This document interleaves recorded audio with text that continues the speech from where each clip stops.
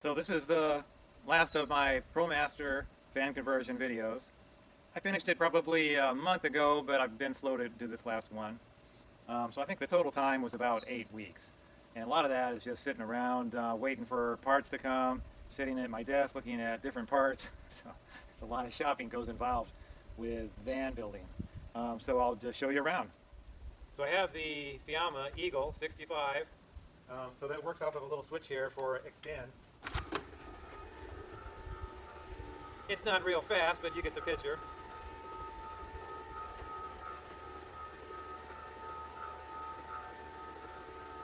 Oh, say that's nice.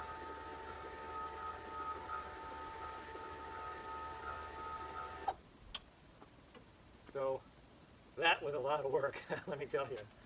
So there it is, all the way out. This is in a gray. The gray is a nice little color. It does have the ability to, if it gets racked by wind, it'll retract on its own, even if you're not here. So let's go inside the van. So I'll start here. This is the extend and retract. This is the just light switch that goes for the three just LED lights, and that's on a dimmer. So let me talk about these a little bit. This is the Midnight Solar charge controller just readout. So when the charge controller is on, it'll show you volts and amps and that kind of, and watts. This is the inverter power. Now it will also show you battery level, but it's a real cheapy little kind of like on your cell phone battery. It won't tell you just percent. So the reason you get this is just for this switch. So right now the inverter is on, and you can't see it, but the screen is on. So this is a battery monitor. So when you look at this has to be on, the inverter has to be on to be working.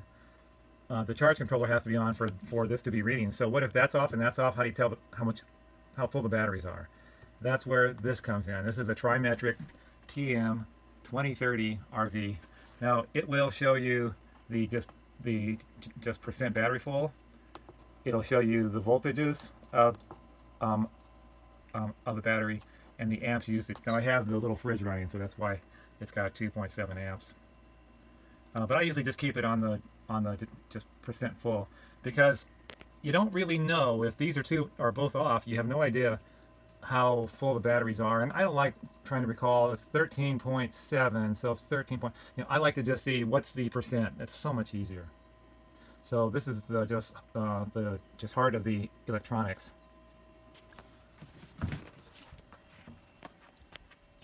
So this is a power stair, and that's run off of a little switch right here, that when you close the door, the power stair goes in. Now I have it locked right now, so in the back, in the garage, is a master switch by the breaker panel, that when you say you come into a campground and you're going to be there for a week, you don't want this coming in and out every time you open the door. So you go back and you turn off the power to it in the out way, and then it'll just stay out. You just have to remember to turn on the power and bring it back in before you drive away. So the two seats do swivel. That was actually done in the factory. Thank God, one less thing. Oh my goodness, I love it. So this is a Dometic, I think CFS 65, and it's got the new Wi-Fi thing. I don't really use the Wi-Fi. I guess some people would not like that. Why I liked this is because it has an actual temperature gauge. With the last fridge I had, which was from Engel, the dial was like 1, 2, 3, 4, 5. Well, what does 2 mean? And the problem is that if it's 85 degrees in the van, 2 might not be cold enough. If it's 40 degrees in the van, 2 might freeze everything solid. So you want it to dial into the interior temperature of the fridge. Now, number 2 is that when you have a fridge that opens like this, as soon as you open up that door, all that cold air drops down on the floor that you spend a lot of time and battery power to make. So when you have a fridge like this, that's kind of a chest, all the cold air kind of just hovers here. So you've probably seen this in your local grocery stores, that in the just large aisles, they might have a big frozen bin that doesn't have a top. Well, that's because cold air sinks and it doesn't really use up much power to open it up and get things. When you have the kind of fridge that you open the door up, it uses a lot of power. So I would highly recommend this kind of fridge for some kind of solar application. Now, if you're always in an RV park and you always got a 110 to service to your van, then it doesn't really matter.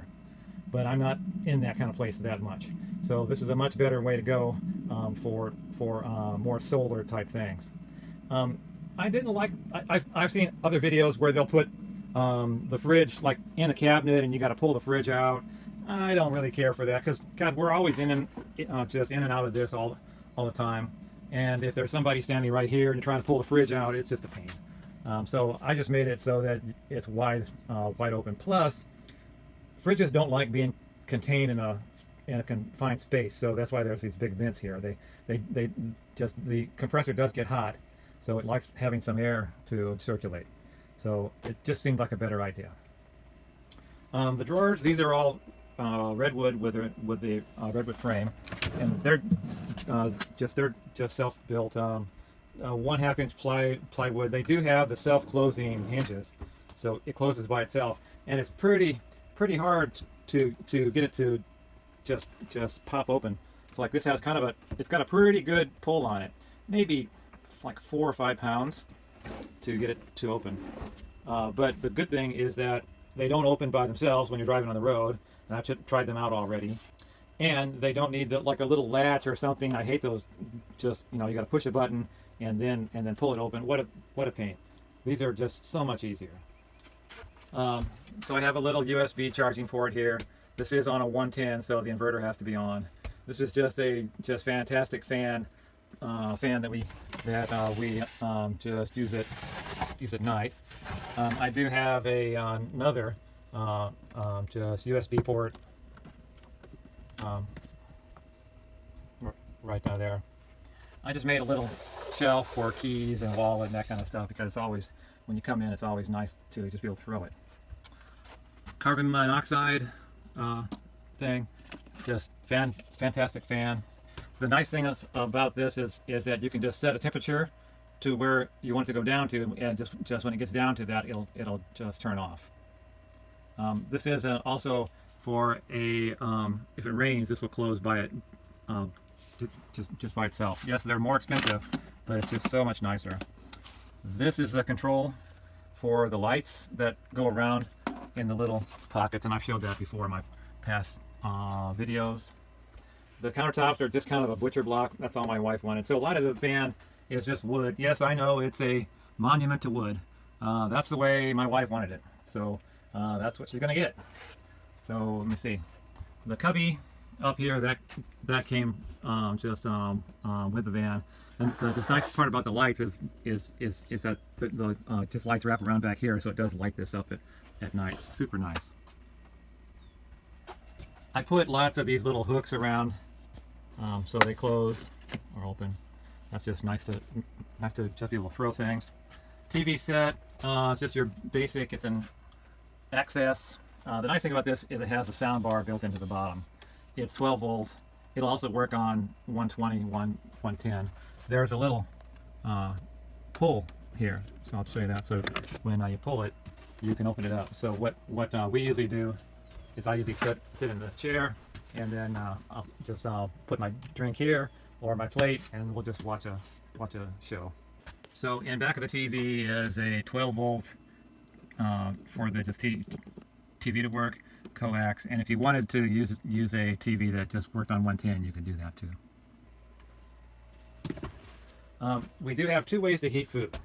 One is an induction cooktop. I've never used these before, but man, it just heats up water so fast. It's amazing. I mean, like 1 minute will cook 2 cups of water to near boiling.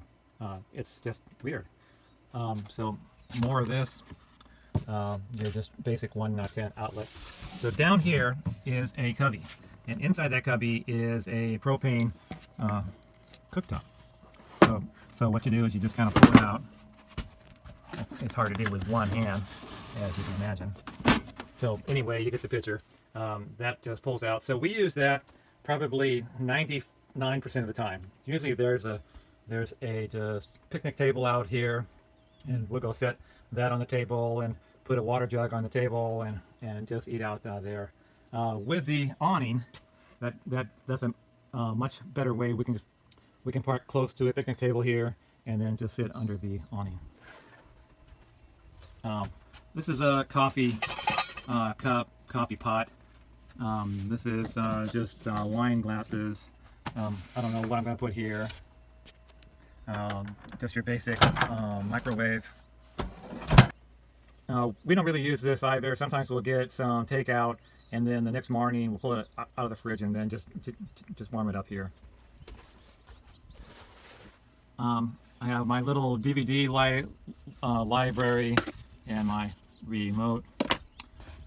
Some books to read, and so storage for the. So that's one more hook.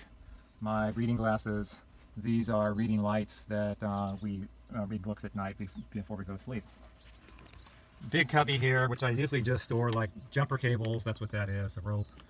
Down there, I'll store extra bags and just you know, odds and ends. My wife has also the same thing, so that goes open. I built a little thing here to put glasses and that kind of stuff. So down here, these are all redwood. So this is just kind of your basic, you know, big. We store canned goods and that kind of stuff in there. This one is basically a step. So this is a pretty high bed. So it works out much better if you have a step that you can step on and then get into bed and get out of bed. And it doubles as a wine fridge or wine drawer. So that works real nice. So this is like knife, forks, and spoons, pots and pans. This is just your basic kind of sink closet. So there's 2 7-gallon cans, and they're not hooked to any plumbing or sink or that kind of thing. A trash can, fire extinguisher, paper towels, little thing to hold soaps. And so what we do is basically when we pull into some RV park or picnic or campground, I'll just go take one of the cans to the local faucet and then fill it up full of how much water we're going to need for the time that we're going to be there. And then I set that out on the top of the picnic table, and then that's our water. So with the last van, I did have a sink here, but you know, we never used it once. So it was kind of like it just had a little pump here, and that was plumbed to basically these kind of 2 tanks. But all we did was just store stuff in it while we drove. So my wife didn't really care to have another sink. So that's the way it's gonna rock. So this is the back of the door. This is just like 3/16 inch plywood. One thing on this, if you're gonna do this yourself, is once you put this counter in, you can't screw down from there to there because the whole thing is in the way. So if you're going to do this on your van, put this in first before you put in the just countertop. On the last van, I didn't do that at all because it just kind of had a plastic cover here, so that was close enough. I also did that on the back of the doors too, so I'll show you that next. So walking around, so you can kind of see, I just did a half of a cover. So underneath that is 2 inches of polyiso styrofoam. This is also as well insulated as I can do it because there is a sliding bar that feeds the power cables to the doors, so you can't get too wild there. So again, bookshelf, just DVDs. There's my solar panels, and I'll get a shot of those here in a second. So these are just slide out cubbies, and I'll show you how those work. So these are the spot where I store most of my backpacking, camping equipment. We store dehydrated food in here. We store extra clothes, that kind of thing. So what they are is 2 basically huge sliders, and they come out to 5 feet. So I bought these at just buckets at Lowe's. They're the extra tall, extra deep. So they're really good at kind of just giving us tons of storage room. It's always a bear in vans to try to access that front area under the bed. So this is kind of like my wife's 1, 2. So in it, we've got extra backpacks and then a 8-foot expandable ladder. So I'll kind of look around there real quick and just show you what I got. So I did a whole video on how I did all the power, and that's going back into probably a couple of months ago. So I have extra boots, and we've got the three batteries here. There's 1, 2, 3. So that's 660 amp hours of batteries. This is a shower tent. So you probably notice there's no shower in the van. So one of these days I'll show you that. So we don't have a shower in the van, and never felt the need for it. There's usually either we're in a campground where there's a shower, or we're in an RV park where they have a nice shower and a hot tub, or we're in a state park where there's a shower close by. But if all else, then we just use the shower tent. So it's about, I'll make a separate video on this, I swear I will. It's about 5 feet by about 3 feet in width, and it's 6 feet tall. So it's got one part that's just for changing, and one part to just take basically a sponge bath. So what we do is, I set that up. It takes all of maybe 1 minute. It's one of those easy. They used to sell it at Walmart, but they stopped selling it there for some unknown reason. What we'll do is, we've got a pot in the drawer, and we'll just get warm to about 100 degrees of the water in that pot, and we'll take that into the tin. And then my wife's got like a loofah and all the stuff in there, and it's surprisingly good. I didn't think you would feel that clean, but pouring, it's probably about a 2-gallon pot, and you feel pretty darn clean, as opposed to kind of just where you get a wet towel and you wipe off yourself. So that seems to work fine. It's super private.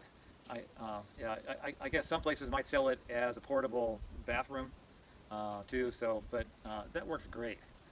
So between the RV parks and all the places that we stop, or the portable shower, there's really no need for a shower inside the van. One, it gets the van super humid, and I don't know about, again, all that water inside the van. It's just as easy. Now, if it's really cold outside, it's going to be hard to do that. But we only camp from maybe May to October or something like that. So if it's that cold, we'll just stop some place and just rent a room. We won't be staying in the van. So these are 4 Renogy 160 watt panels. So they give a total of 660 some watts, and that's plenty. That is plenty. So I had to run the power for the just power awning through this route. That's what that wire is. For the bed, this is a actual real bed. It's not a little just 4-inch foam. I bought this at Walmart. Now it's a queen size RV length. So most beds are an 80-inch length to the back. This is 72. No, I'm 71 inches. So yeah, it's a little snug, but so that 6 inches of space savings at the front or here is gold in a van. So I've not slept on it overnight yet, but we'll get to that. When I sleep on it on the floor, it's just super nice. So I was never one for well, you got to have the couch, and then you take it down every night, and you drop down the just counter, and you put all the cushions, and then you got to put the just blankets. What a pain! I'm not doing that. The way it works is, I walk in this door, I get a drink in that fridge, I watch TV and that, and then I go to bed. I'm not messing around with all the just different cushions and all that stuff. So that's kind of a better view of our stuff, our junk. Yes, when you backpack, you kind of collect stuff, and it's part of the fun. So over on this side of the van is fairly simple. All I've got is a 110 30 amp shore power, and this is just a coax outlet if you ever did want to watch cable TV while you're in some campground. We've never done that, but you can imagine if you don't do it now, you're never going to run that up in the van once the walls are on there. This is just a toolbox that I made, and I found it to be the same width as the wheel well, and then I made a small cubby box for it. This is our dirty clothes bag. So that's my 2017 Dodge Promaster 3500 extended length van conversion. Again, it took me about 8 weeks, I think, to do all the work, and it is a lot of work. If you're going to do this, be ready for it to just occupy your life for 2 months at least. So what's in this van and what's not in this van? Well, what's not in it? There's not a shower. We just talked about that. Not a toilet. I think I've talked about that in other videos. I don't need a toilet in a van. I've never felt the need to poop inside my van. There's not hot water. There's not cold water. There's no water running. We do have the ability to store 14 gallons if you're going to do some dry camping. But we don't really do that much. Maybe we might fill up 5 gallons, maybe, and then put it out on a picnic table. So there's no heater. We do have a electric heater in the drawer, but that's only if you're in a RV park where there's 110 that I can plug into. They do make Mr. Heater. Yeah, maybe I might buy that. But, you know, they're cheap.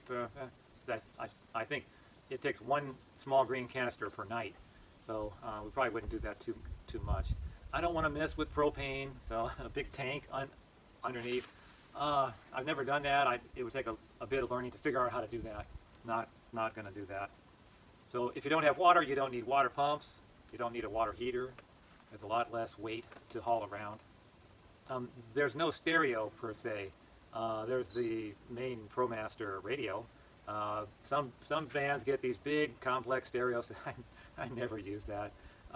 I like quiet. So the reason I like the backpack is because it's quiet. The reason I like to just be alone is because it's quiet. I'm not going to go trying to dig up music to play in the van. And most times when you're around other campers, vans, motorhomes, they don't want to listen to your music. I know I don't want to listen to other people's music, even if it's music I like. so I'm not going to spend money or wiring to put in a big speaker system. Also, what's not in this van is a dining room table. So as I said before, what I do is I just put my plate up on top of the fridge. Right there is a little kind of a TV dinner tray that my wife will put right here in front of her chair. And, you know, that's fine. I guess if you had kids and you had 3 or 4 people in the van, sure, that's not going to work. But it's always just us two. So I don't need a coffee table, dining room table, anything else like that. So was really a very simple build when you think about it. So I hope you've enjoyed watching this. I've enjoyed building it. It's had its highs and lows, but it was pretty fun all along. I always enjoyed if we're in a campground or an RV park, if folks have questions about my van, and it's always fun to talk about it. I can talk about 2 things, vans like this and backpacking. Other than that, I really don't have much to say about anything. So I hope you've enjoyed watching this series, and we'll catch you later. Bye-bye.